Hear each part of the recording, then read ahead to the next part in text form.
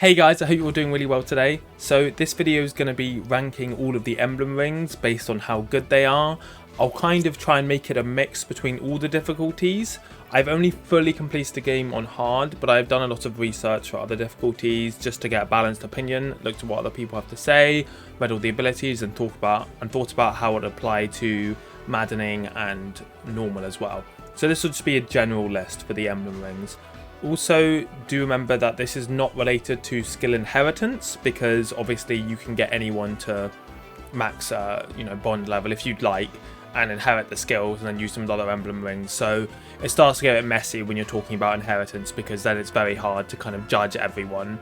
And I feel like that's a different way to rank them in terms of which ones have the best skills to inherit. That's more related to specific character builds than the emblem rings themselves. So I'll get right into it now. So I'll start off with Marth.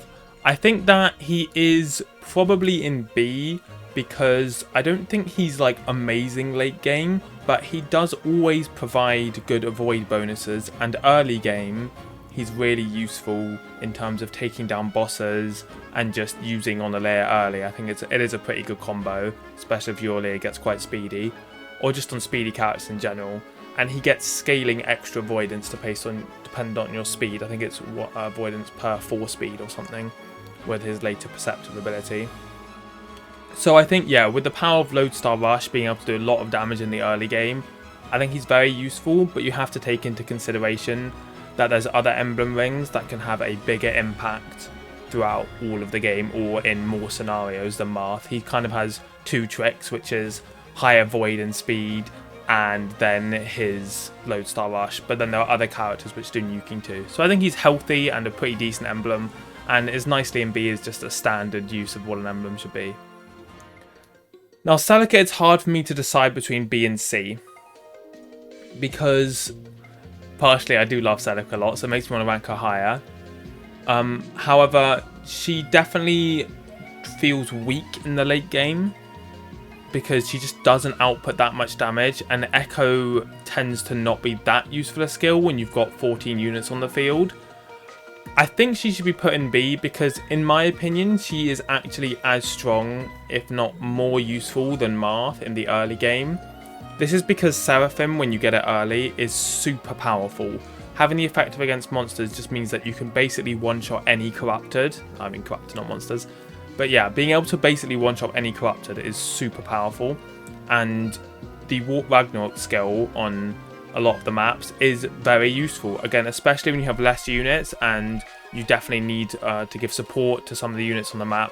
And often I felt like they were less linear early and more open than they were later, meaning that Warp Ragnarok was actually very useful in those when you sent someone off to the side and then warped in. For example, the Firene Castle map, I believe that Celica really shines there and is a very useful emblem just solely for Warp Ragnarok, as I would, send someone down to the left and then just bring them into the fight. So yeah, I think Celica is good, but late game she's weak. And I don't think her spells are overly powerful late game, because you have things like Nova, which is just way better. And also, yeah, Seraphim just doesn't have quite the power that it used to. And Ragnarok, the spell, is nice, but still not super powerful. And yeah, her ability just doesn't one-shot things as much late game. I find it very difficult to actually get one-shots off with Warp Ragnarok in the late game, and that's on hard. On maddening, you're not going to be doing much. I do want to say that, yeah, this ranking is based on general, because obviously the tiers will be slightly different for normal and slightly different for maddening, but this is just a general tier list, so it kind of applies to everything-ish. I think that Sigurd does also belong in B tier. I think this might be controversial for some people, because he's been seen as a very strong emblem ring and that the movement is very useful, and it is extremely useful being able to have your units dart to different areas of the map, and it, getting other units out of danger or picking off enemies who, no one else can reach. It is very good. However, it's much better in the early game than the late game. And let me explain my thoughts on Sigurd. So first of all, Override, it can be really good, but it's very situational. There's not that many times while playing, maybe 4 times throughout my whole run, where I found like Override was that much better than just attacking normally. Obviously the extra damage helps, but often there were enough units around that could finish off that thing, or I couldn't use override because there was a wall behind them, or the enemies were just not set up in a line. Obviously if you want to mix blade weapons and things like that and pushing units into the way of getting a larger override, or in specific choke points, it can be really good. But I think it's too situational to be valued as a very good emblem skill. I think, emblem ultimate skill, whatever you want to call it. I think it's not as good as basically all of the others, bar one, which I'll discuss. But yeah, Sigurd's very good in the early game. Maybe if you pair him with Louis, of course, everyone's talking about it, and it is a very good pairing. It means that you can move your tank with low movement around much further on the map. Louis also has high attack, meaning you can take out units with like a great lance or something very easily with Sigurd. Combo that up, his high attack and the great weapon, and you can just one-shot things, from across the map, especially early game. And then also being able to canter out with a variety of different units. I'd say it's actually very good on both weak units, as in weak defensive units, squishies, so ones with low defense and res, because obviously you can get a kill and then get back to safety. But it's also good on your tanks if you want to get a kill and then position yourself in front of a choke point or your other units to kind of block the way. So, and positioning your units after attacking it is always useful. So canter is very, very good. Okay, that's enough about Sigurd, but I think high B is the correct placement for him because in the late game he drops off. I don't think override is that useful, and often sending one unit across on their own in a map is never never amazing. However, he did save me a few times being able to move. Let's say I used him on Morvier a bit, and being able to move your unit with a staff far to maybe rescue or physic or something or fortify, very good. And sometimes you need them to come in from the other side of the map where they are to finish off an enemy to help a group, and it can be good, and more movement's always good. So he's definitely a strong emblem, but I didn't feel as much of an impact in the late game as some of the other ones, so I think he's healthy in B. But all these three are very good early game. Leif. It's a shame. It's a shame, and I think I have to put him in D. I think this is the general consensus for most people too, but he just wasn't as good as I thought. Now, I got so excited. I thought he'd be one of the strongest before going. I was thinking, oh damn, then I'll be able to switch to this weapon and this weapon. I could equip all these weapons and then just always have triangle advantage and things. But because of triangle advantage being much more important with breaking on offense, Leif's ability on defense wasn't as useful. Obviously you can avoid being broken, so let me say don't put Leif on an armored unit, it's practically pointless, because I feel a large reason for using Leif is to kind of avoid being hit by triangle disadvantage and being broken. Also, changing to a ranged weapon can be nice, but oftentimes I found it was more of a hindrance. So it will depend on which character you use, and I think it's probably better for tanks in general to do this, but not armoured. I mean tanky bruisers was what we'll call them, so heroes and such. But when I was using Leif on Yunaka as a swordmaster, I was thinking, I can get this great combo off where I have Killer Axe and the Master Lance and her with a Wodao or 11 sword. But often it just never felt like it changed the weapon I wanted, especially when I had 11 sword in my inventory, and it would sometimes choose to switch to that when I didn't want it instead of the Wodao when I wanted the avoid. Often I wanted to dodge with the Wodao, and I'd run in and I'd be like, okay, cool, I can dodge. And if I was and I had to think, damn, if I was engaged with Leif here, and I did try this, he would then be switching to weapons which would have me a disadvantage in combat. So I think it's a real shame, because I love the idea of Leif, and I love the idea of making this one character who's got access to all the weapons and can kind of, be very good as a tank slash just a big OP solo unit. I wanted Yunaka to go in with Leif and clean everyone up with all the weapon advantages and crits and everything, but it never really worked like that. His emblem ultimate is what I guess I'm calling it, emblem skill, is good. It will always break an enemy, so it's good against bosses. It's really useful against bosses with multiple health bars if you open with it, and then you can get a non-engage ability, that's what it's called, engage ability we'll call it, off. That was nice, and it does a lot of damage, so it's still that is a good ability. It's better than Sigurd's. However, it doesn't make up for the ring being lackluster and honestly sometimes making it feel worse. It was really good having access to the Master Lance on a slow unit, on a fast unit, so Yunaka could quad with the Master Lance and finish off tons of units. Like, the damage output was massive with the Master Lance quadding a 2-range Brave weapon. It was good. But I just don't think he's over it. Again, too situational, honestly, and you can just get power from other things. So yeah, shame. Roy I'm going to put in C. Now, his ability to let you survive on 1 HP, if you have 20% or more health, is really good, right? It's very, very good. However, it's often a scenario you have to create for yourself, rather than just always being useful. So what I mean by that is, if you overextend a unit and they get attacked by 2 enemies, they may easily die if the first attack does over 80% of their HP. So that, nullifies it, basically. And then if they're only going to get attacked by 1 enemy that is going to kill anyway, then it's done nothing.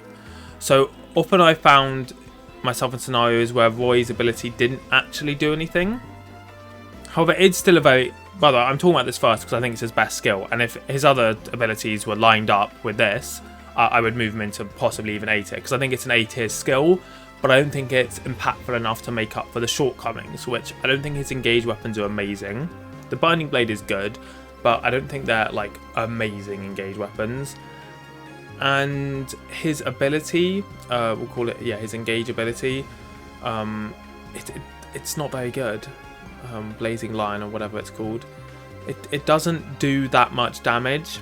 I often found the fire actually being detrimental to me too, because it's just there and blocking my movement. Obviously it can block enemy movement, which is good, but the after AoE damage just from the fire is just not that useful. You don't really want to be leaving units taking 5 damage that won't kill a ton. I mean, it's just not very useful. You want to eliminate units now, or stop them from acting, which it can do. It can block, but again, it's just too situational. It's not always useful like some of the other Emblem Rings.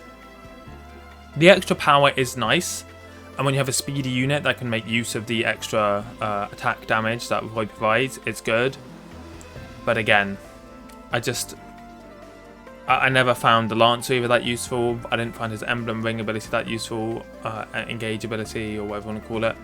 And I also didn't think that the survival thing was good enough to justify him being higher than C. Lindis for me is an A.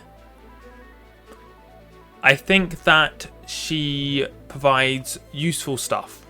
So working well with really fast units is great, but I think she also makes average speed units, better at, being fast as well. Like, so all her weapons are fine. It's nice having access to swords and bows. So I personally put her on Tamara because I thought it'd be nice to give her access to swords and bows while she uses lancers.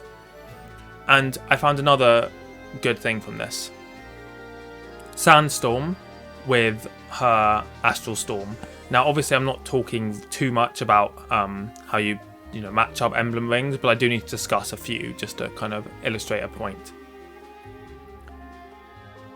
Sandstorm can hit multiple times on Astral Storm, and that massively ramps up the damage, so that makes it a really good ability, and I think it's better than Warp Magna almost all the time. Sometimes you do want your unit to get to another side of the map and help. However, having an ability where your unit doesn't have to move and put themselves in danger is very good. You can activate enemy units, even if you don't kill them, you can kill them and activate a group. You can activate a group far away that you want to come close to you and fight on your grounds. So that's a very good way to proc enemies and get the group to come to you without having to go close and be hit by multiple people. So that's a really good scenario. Or hitting the boss and making them leave their area and come to fight you. So that's great. It also can one-shot flyers especially, and obviously that's really useful. And it just picks off and finishes... And it picks off and finishes enemies from, across the map without, again, you having to leave your area. So that's very good. The doubles can do a similar thing. So, again, this is why I think Lyn is very useful all the time. So the double, again, everything kind of has multiple uses. The doubles as well. You can use them obviously to block and distract enemies. Get enemies to attack the doubles instead of your units. It often saves your units' lives. And to me, honestly, calling doubles can be very much more useful than Roy's ability because it just, blocks full attacks basically often because they'll just always go for the doubles much of the time. And then also, they can again provide as bait. So you put the doubles out, you draw in enemies, and then bang, you finish them off. And obviously they also get the backup attacks too, which can provide some extra power. So you could call the doubles early on your first turn of engaging with Lyn, and then go and attack the turn after and get the doubles to follow up with you. Or you can call them midway through, or just, going to approach enemies and bait them out. So it's a mixture of both. Again, this is an inheritable skill, but I really like Alacrity. It's really good on finishing units off, ensuring it. But here's something that I really, really like that I haven't even discussed yet. Speed Taker. Now, that was fantastic on Yunaka. +2 speed every time you initiate combat and defeat a foe. If you get those off at the start of a battle on your speed dodge tank, you can just go ham. I mean, you can get loads of speed. It's unrealistic to say you'll be getting 5 kills and getting the max bonus of 10, but I think getting 3 kills is pretty normal, and you can, by the end of the map, be getting 6 extra speed from that, as well as Lyn just giving you speed anyway. Yeah, so Lyn is good. I like Lyn, and I feel like she gives stuff that's always useful. Eirika.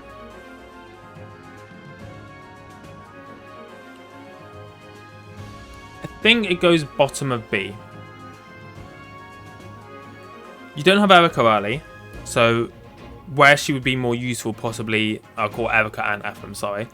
Where they would be more useful early, you don't have them. They do have that monster effective stuff going on, and they have a lot of effectiveness, and being able to swap between them and have different abilities is good. Being able to change between extra damage and extra healing is nice. However, I never found myself wanting Solar Brace. I didn't often use Emblem because killing an enemy is almost always better than healing 30% of your HP. You have healers for that. You have Micaiah's Ring. You have better ways to heal than 30% HP. And the extra 20% damage from foe's defense is almost always more useful to me. Because picking off an enemy that could kill someone is much better than just healing a bit of your health. The weapons are fine. I like the Winged Sword, and I like Siglinde, and the Rapier is obviously classic. But, again, I was never that impressed by Solar and Lunar Brace in general. Eclipse Brace, when you're engaged, is good. It is useful, because having damage and healing combined makes them both more effective, because it's giving you tankiness and killing. So, when you combo them up, they both become better. And their engage ability is useful. Twin Strike, or engage attack, that's what we should be calling it. Twin Strike is very good. It's one of my favourites. It can destroy a lot of enemies really easily, especially when there's so much corrupted around, and is one of the best for one-shotting enemies. I often found that you could just take out any enemy using Twin Strike, no matter who was holding Eirika and Emblem's ring. So yeah, I think low B is good, but they don't provide that extra power like these next rings are going to show. So Ike is going in A. I think I would just place him above Lyn. This is because of one kind of subtle, or one difference between them.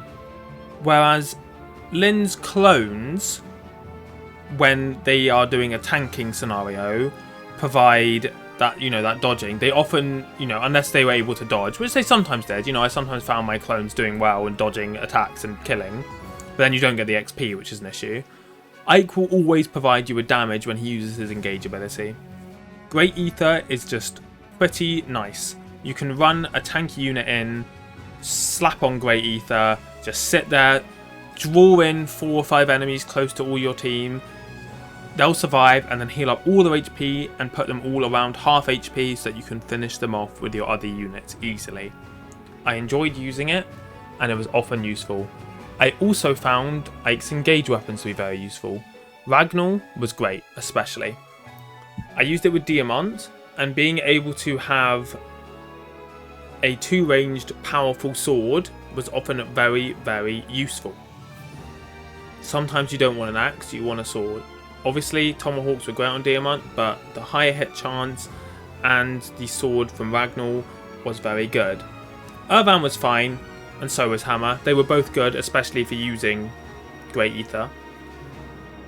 But yeah, I also found Wrath to be useful, as well as Reposition. Reposition often saved my bacon, because I forgot, I'm like, oh damn, I'm just one or two movement away from being able to do this combo or something. Bang, Reposition.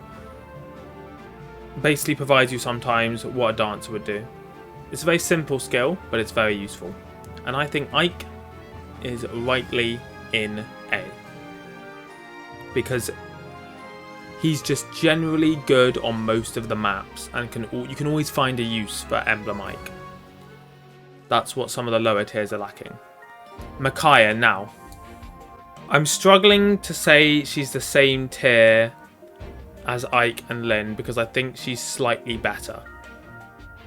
So what I will do here is do this, because I don't believe Micaiah is quite at the tip top. Some people say so, but she's not quite there. First of all, the weapons. Shine, Nosferatu, Thani. Shine has utility on certain maps. Nosferatu is very useful. You can't complain about Nosferatu. Extremely, extremely good weapon for tanks and dodge tanks on your heavy res mages to tank a load of magic attacks in a row. Lovely, very useful, and sometimes a few physicals too, if they're tanky enough. Thani, it's effective against cavalry and armoured. Useful, useful. Then she gets loads of bonuses to using a staff. The area of effect is amazing from Augment. Being able to warp multiple people, rescue multiple people, mend multiple people at different stages of the game is always, always, always good. Always, always, always. Micaiah is very useful. And Healing Light is a nice ability too, especially after you've used your engage ability / attack, Great Sacrifice. Great Sacrifice is possibly the best one in the game. It's up there. I think it's the second best engage ability in the game. Being able to heal your entire team across the whole map, wow, great ability. It can get you out of pinchers, it can prepare you for a big turn. I often used it after a turn where I attacked loads of different enemies, and then I ended up with a lot of my units being a bit hurt, and next turn they were all in a bit of trouble. Bang, Micaiah at the end of my turn, all healed up. Lovely. So I tended to keep my unit with Micaiah a bit further back than everyone else, and that was fine, because they often had Thorn on them. So yes, I think Micaiah is very useful. She's unique as well, which is partly why she's so good. Most of the other emblems focus on offense, whereas Micaiah is one of the only true support emblems. So, or really the only true support emblem. We'll discuss some more supporting abilities later too, but having that big healing, so unique, so useful. A fat fortify, and you love to see it, and it grants a lot of XP. Lovely. Spammable. Lucina. I think for me she's top of A. Now, there's reasons for this, and I think a lot of people may disagree with me here, and please tell me if you do, because I know I'm not 100% right. And I'm imagining she may be less useful, I'm not 100% sure. All for One, I don't actually think is that good. Against some bosses, yes, it can be really nice when you're crowding around them, and they kind of all come in at once. And it is very nicely paired with Corrin, and I'll discuss that why in Corrin's. Dual Assist, very good. Often I found Lapis, who I was having paired with Lucina, and Lapis was a paladin, coming in to help in attacks from a long distance, and it was really nice. It was really nice. 35% chance to trigger, and it often went off a lot in a battle. And I love Dual Assist. When you get Dual Assist Plus, 70% chance to come in for a chain attack from any distance you're in. So I had Lapis as a paladin, and it was a great combo because she had big 6 movement, and she could come in and help loads of teammates kill enemies very, very often. And that extra little chip damage sometimes resulted in what would be a 3 hit becoming a 2 hit, or sometimes one-shotting enemies just with that extra chip. So that was very useful. And as I said, her engage ability can be good if you have all your enemies grouped up on a boss, and it does provide a lot of extra damage and can be great. However, I think it's a bit too situational, and often I found it lacking in power. And I'd actually do more damage if I just attacked. Now, obviously, Dual Assist Plus I think is great, but part of the reason I'm putting Lucina in A for me is having access to Parthia. Now, Parthia is fantastic. It doubles your earned experience, but it's just a great weapon to have. It does a lot of damage. Being able to just whip out a bow on your unit is very useful. Obviously, it's not the only bow, but I found Parthia to be an extremely useful weapon, as well as having Noble Rapier, which is effective against armoured and cavalry, and Falchion, Parallel Falchion, which is effective against dragons. So with her weapons, you're effective against flyers, dragons, armoured and cavalry. It's half the enemies. Like, so useful. And there's just other skills in her which are useful, but I can't go into everything. But yes, I thought it was really good. Bonded Shield too, didn't even talk about it. Very nice, very, very nice. Being able to prevent attacks, a little bit of extra support thrown in there, bang. It means that when you're engaged with Lucina, you've got options. You've got your Twin Strike, you've got your Bonded Shield for support if you need, if she's not doing an attack that turn, or whoever's using Lucina's not doing an attack that turn. And then you've got effectiveness against multiple different types of enemies, different ranged weapons, and the Dual Assist Plus, which can be very useful even when you're not involved in combat. So yes, big fan of Lucina. Now here is my personal favourite ring, Corrin.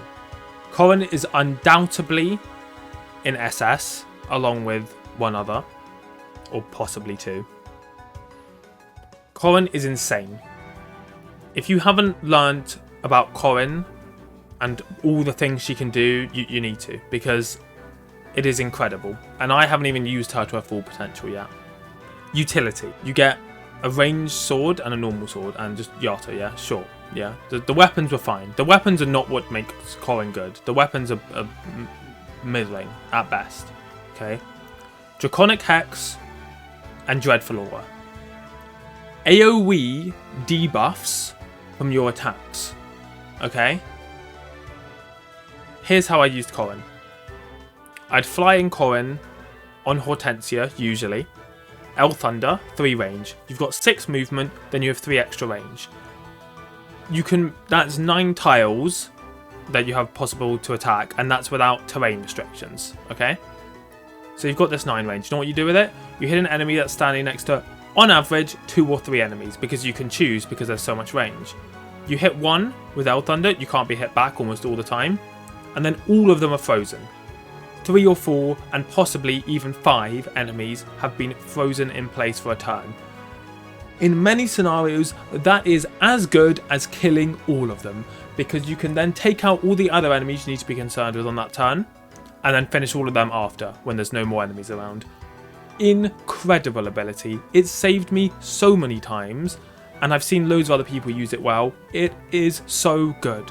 My number 1 tip for Corrin is use it with someone who's a flyer and has 3 range. So in my opinion, the best choices for her are Hortensia and Ivy.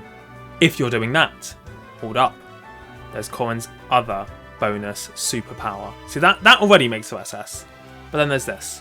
Dragon Vein. Being able to create your own terrain. This not only gets rid of negative terrain you don't want, like miasma or fire, but it does more. Ice pillars, sure, sometimes useful. Flames, not really that useful. Water, can be pretty useful, but you can do that with her engage ability, which I'll talk about in a second, her engage attack. And stone pillars, sure, can be good. Now what I really want to talk about, covert. Creating fog for a covert unit, namely Zelkov or Yanaka, is incredible. Creating your own terrain and just being able to sit there. Now here's the catch though. Because obviously we know how coverts work. They get extra avoidance from being in terrain, so they'll get like 60 avoidance or whatever, ridiculous. And then Yunaka can also get bonus crit, or Vidal can get bonus avoidance, yeah? So they can be unhittable or unhittable and very critable, etc. Here's the catch from maddening. You have too much avoidance, the enemies won't even attack you. So that is the one kind of downside, but you know, it's still extremely useful maddening just to be able to make your unit almost invincible. You can't deny the utility of that.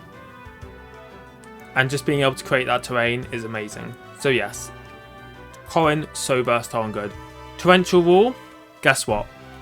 You think you can hit only 5 enemies and stop them from moving? Yeah? No. Try, what is it? 3, 6, 9, 10 enemies. 10 enemies, that's the max. This is not going to happen. You're not going to hit 10 enemies with Torrential Roar's effects. Because it attacks 3 spaces in a line, turns those spaces into water, which is great. Again, on bosses. On bosses, being able to stun them. Damn. Sorry, I just have to... I'm so excited about Corrin. Torrential Roar on a boss, great. If you're finishing that turn, bang, hit them with the water effect. They can't move, okay? And they get debuffed. And they've got the water on them. So it's everything. It's amazing. It's so useful. You hit a load of enemies on a map. You hit everyone adjacent to them as well with the Dreadful Aura, stop them from moving. Bang. Amazing. Useful on almost every point in the map. Sometimes you only want to block one enemy in place. Boom. Doesn't matter. Hit him with a zap. Hit him with Elf Thunder. Frozen. Done. Again, Corrin is always useful. Just flying around on the map and just blocking enemies. And again, if there's multiple bosses on the map, you don't want to deal with one of them. Boom. Hit him with Dreadful Aura. Frozen. Done. Out of it. They can't do anything. They're trapped. They are trapped. But what can they do? Nothing. Dance on who uses Corrin. Bang. More enemies are trapped. Over and over and over. You can trap so many enemies. Block them from moving. It is so OP. And I think it's the best soul non-engage ability. Or engage attack. Or, you know. And again, Torrential Roar is just an upgraded version of it. However, you do need to be adjacent, so you have to worry about that. But that's really good for killing bosses specifically. Here's my other SS tier. Now, I don't know who's first. I don't know if Byleth's better than Corrin. It's hard for me to decide. First of all, I'll talk about Byleth's weapons and skills, and just general skills and whatnot. So, Divine Pulse, very useful. Being able to stop a missed attack missing and turning it into a hit is very good, useful. It's, you know, often something you want to happen, and again, I often had him paired with Saline using Thorn, which sometimes his hit chance is a bit low, and that was really nice, right? But the main reason I had him paired with Saline was for Thyrsus, which I found very useful. That extra 2 range, 5 range Thorn, that was huge. Being able to just bat people from across the map, very nice. However, all the weapons can be useful. I found Thyrsus to be the most useful for my attempts. Aegis Shield was nice too. I kind of like these passive ones which help, rather than having to switch weapons, because you can often find a weapon that's almost as useful. However, all of the weapons are great, and being able to offer a variety of different weapons for each class is very good. And the 2 range, 1/2 range from Sword of the Creator is great, and effective against dragons, of course, so that makes it good too. And yeah, Divine Pulse plus, blah blah. These are all good. Now, just all of these, Byleth would probably be maybe A-ish, maybe low A, B. Goddess Dance, the single best ability in the game, unsurprisingly. It's a bit of a callback to Teleus with the AoE dancers there, or sings, you want to call them. But this is incredible. It's more incredible in this game than then, because even getting off 1/2 can be a game changer. Obviously, you could just dance normally, okay? That's fine, right? But you're not only dancing 1 unit, you're dancing a possible of 4 units, and often I made it 4, and you're giving a stat buff, okay? You dance all these units while they're engaged. You can use an overpowered unit multiple times. Again, this is why I think it works so well with Corrin. Boom. Oh, sorry. Let me just mention something because I didn't. That's while we're on that note. Corrin Lucina, you stun the boss. Okay. They're frozen. They can't move. Next turn, you gather around them, you get ready, then you go all in because they're prepared. You can catch up all your units, all for one at the end. Boom, everyone's in range this time, so you can get a maximum all for one. Byleth's Goddess Dance is good with every other emblem ring. It combos with all of them. You can get off multiple good abilities from your emblems at once, as in, you know, you can use Astral Stormling and then you can finish someone else off. Or you can use all for one Lucina, then you can use Parthia. Whatever, you can keep switching, you can have different weapons. Corrin can do things twice. You can even dance your dancer, dance again, okay? And it combos with the next emblem ring too, very nicely, which I'll explain, well, Emblem Bracelet we'll call it, which I'll explain about in a sec. But yes, Goddess Dance is amazing. I don't need to go over it too much because we all know why dancing 4 units is incredible, because it's ridiculous. I think I have to put the 3 Houses ring in S, and maybe even above Mick. It's hard though because Mick, again, is unique. I think this ring is fantastic. And here's some reasons why. I think this bracelet is fantastic, I should say. Now, having all 3 weapons is nice. It's good. They're all useful. But this is solely, my placement is solely for the Combat Arts and Houses Unite Plus. Houses Unite 1 is one of the best engage abilities. It's tons and tons and tons of damage. It's great at one-shotting bosses. And again, you get this very early on in the game if you bought the DLC. So that makes it even stronger then. But Raging Storm. Massive, massive, massive utility. 1, it's tons of damage. Okay.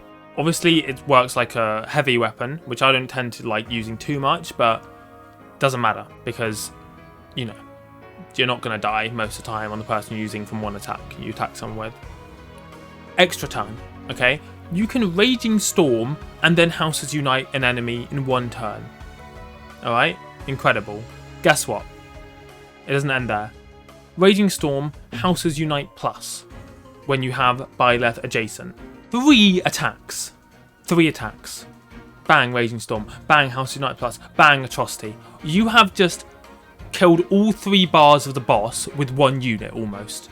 Maybe 2 if you're combining all the attacks. But that is ridiculous. It is so strong. And guess what you could do as well with Byleth? You could have danced with Byleth. That's 4 moves with the same unit with powerful weapons. You know what's useful too? Fallen Star most of the time. You get avoidance on foes' attacks. You get the extra range. 3 range with a bow. Do you know how useful that is? Very, very, very useful for picking off enemies just out of range. Atrocity is just extra damage. Sure, it is useful. But when you are at full charges, 20 with someone, and you have the 4 turns of Emblem, you can whip out that combo. Raging Storm, Houses Unite Plus, Atrocity. Wow, wow, wow. Incredibly strong. It's hard for me not to put this in SS, but I think it doesn't quite have that super always utility of the other 2. But just being able to Raging Storm, it's a self-dance. It's a self-dance. Even if you miss, you can run far to an enemy, Raging Storm miss, but then get to the enemy that's further away that you really want to kill. And I often did that. I used Raging Storm thinking it might miss, and then went and killed another enemy anyway. And I used it with Alear, and I found it to be very useful. Finally, Tiki. And let me say, there is one other emblem ring that I think would belong in SS. That's my opinion on it. But I'm not going to talk about it in case of spoilers. And also the fact that it's not in for most of the game means that, it can't be ranked like the other ones. But it's an absolutely overpowered ring, the other one, and will join the SS tier. Okay, let me say one thing about Edelgard's before I say about Tiki's. The extra XP gain, can't complain. 20% extra XP gain, incredibly good early on especially. So that's another reason it's an S. Again, I'm almost wanting to put it in an SS, but I think we've got to have a little bit of sectioning. Tiki, Tiki, Tiki. What needs to be said? Divine Blessing. Gives your ally Revival Stone. Means you can just do whatever you want with them. Bang, useful. Extremely high damage, attacking multiple moves from the get-go. Very useful. Life Sphere. Massively free healing and sheds all your negative abilities. Greatly useful. Geosphere buffs allies. The thing about Tiki, it has utility in every part of the game.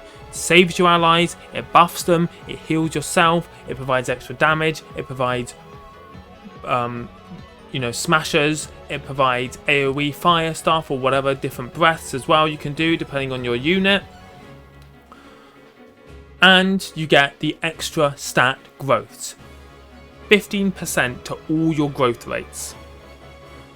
That's nuts. That is nuts from the start. Put that on Jean, go crazy. Go absolutely bonkers with Tiki.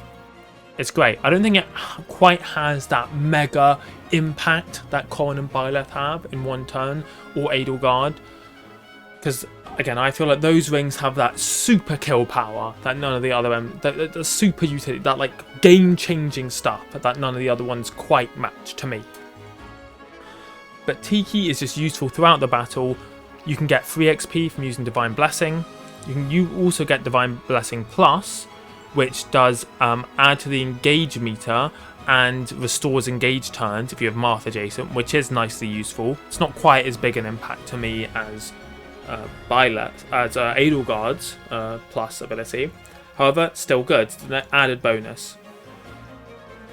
But the extra stats from being a dragon makes you big, +5 to all stats and 10 HP. You're super tanky, super tanky. You get that extra stat growth and all these nice lovely weapons. I found Eternal Claw to be very useful.